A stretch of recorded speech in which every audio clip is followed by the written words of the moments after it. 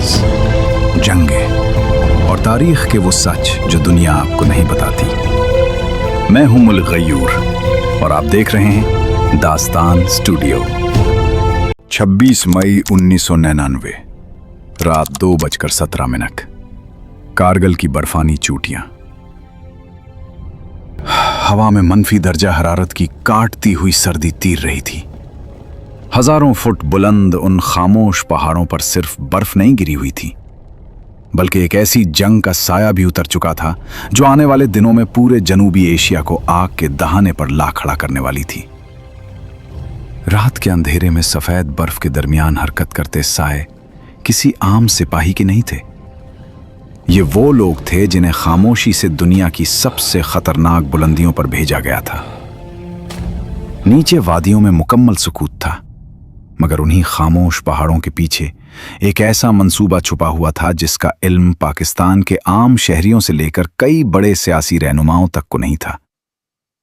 इस्लामाबाद में इख्तिदार के ऐवान रोशन थे, लेकिन कारगिल की चोटियों पर मौत आहिस्ता आहिस्ता अपने कदम जमा रही थी।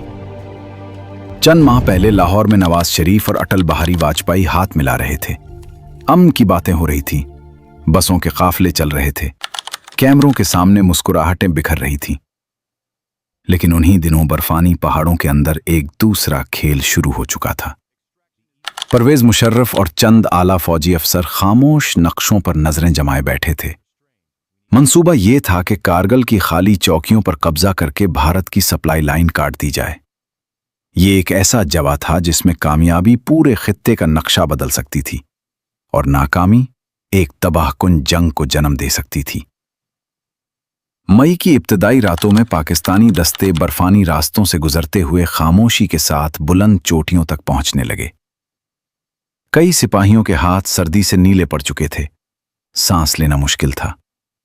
कुछ फौजी रास्ते ही में बर्फ के नीचे दफन हो गए, मगर मिशन जारी रहा।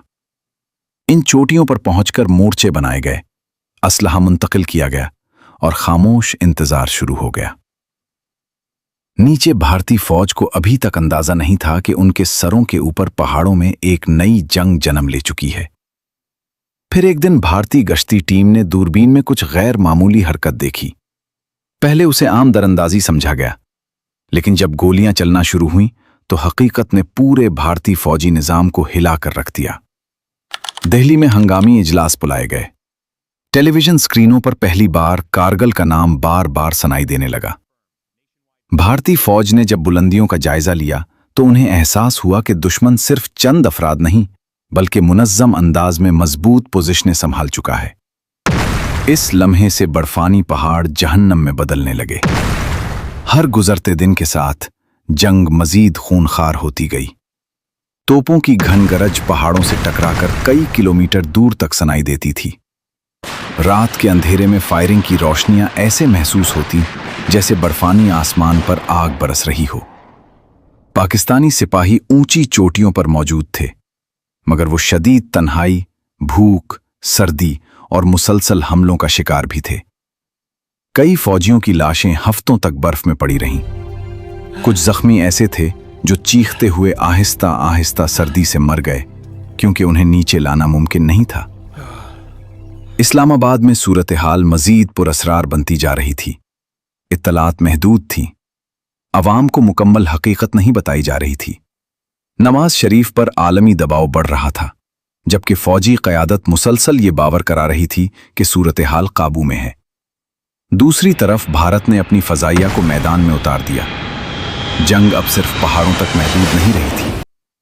दुनिया भर के सिफारती हलकों में खौफ फैलने लगा कि कहीं ये लड़ाई दो एटमी ताकतों के दरमियान मुकम्मल जंग में तब्दील न हो जाए। जुलाई 1999, वाशिंगटन में खुफिया मुलाकातें शुरू हुईं। अमरीकी दबाव बढ़ता गया। पाकिस्तान आलमी तन्हाई की तरफ बढ़ रहा था। उन्हीं दिनों कारगिल की बर्फ पर खून की नई तहीं जम रही थी।